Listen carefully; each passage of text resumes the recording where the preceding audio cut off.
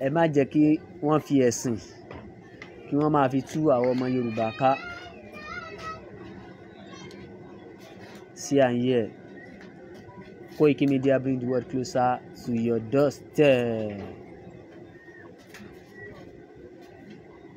Orílẹ̀-èdè Yorùbá no going back. God bless Yorùbá nation. God bless Yorùbá land. God bless gbogbo àwọn tí wọ́n jí ipá wọn páwọn ò ṣe Nàìjíríà mọ́. Páwọn fẹ́ kí ọmọ Yorùbá dá dúró gẹ́gẹ́ bí orílẹ̀-èdè. Kí á ní ọlọ́pàá tiwa lọ́tọ̀, kí á ní sójà tiwa lọ́tọ̀, kí á ní gbogbo fọ́ọ̀sì tiwa lọ́tọ̀ gẹ́gẹ́ bí country. Ni kò fi ní sí ẹni tí yóò máa fìyà jẹ wá lọ́nà tí ó tọ́. Sẹ́yìn mọ̀ pé Nigeria is a group country. Group country òun ni orílẹ̀-èdè Nigeria. Orílẹ̀-èdè tí a dá láti ọwọ́ àwọn kan. Ọwọ́ àwọn kan lórílẹ̀-èdè Nigeria wà. Ẹ jẹ́ ká jí ká má sùn. End Nigeria to save lives. End Nigeria to save lives. End Nigeria to save lives. Ó lè rọrùn fún àtọmọ kékeré àtàgbà. Ó lè rọrùn fọ́kọ, kó lè rọrùn fún ìyàwó. Àfi kó ní kálukú lọ tún lu ẹ̀ ṣe o. Kó lè rọrùn fọ́kọ, kó lè rọrùn fọ́mọ. Kí security lè wà. Kí good life lè wà. Àfi kí oníkálukú kó lọ tún lu ẹ̀ ṣe.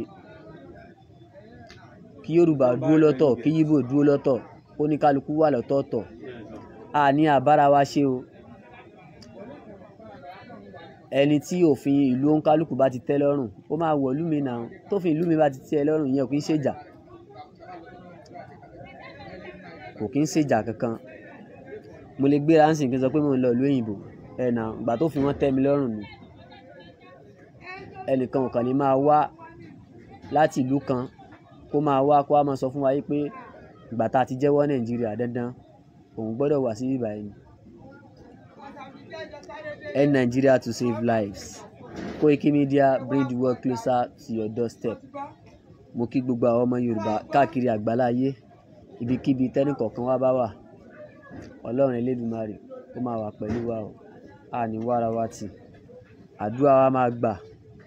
Ẹ jẹ́ ká ní lọ́kàn wa pé yes o. Tí Nàìjíríà ò bá break, tó ní kálukú ò bá lọ tún lu ẹ̀ ṣe, ìlú ò lè rọgbọ o. Ìlú yìí kò lè rọgbọ rárá o. Mo kí gbogbo wa o. Ọlọ́run Elédùmarè máa wà pẹ̀lú wa o. Mo sì kí gbogbo ẹ̀yin Koiki Media fans.